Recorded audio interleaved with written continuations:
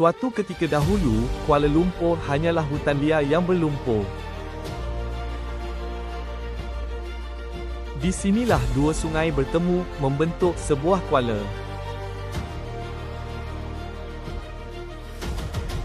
Kuala bermaksud pertemuan sungai.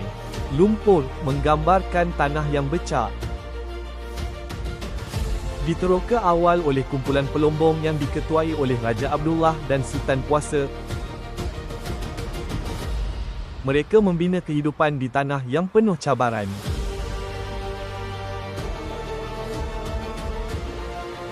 Sedikit demi sedikit, Kuala Lumpur berkembang pesat. Dari lumpur, lahir sebuah bandar yang hebat.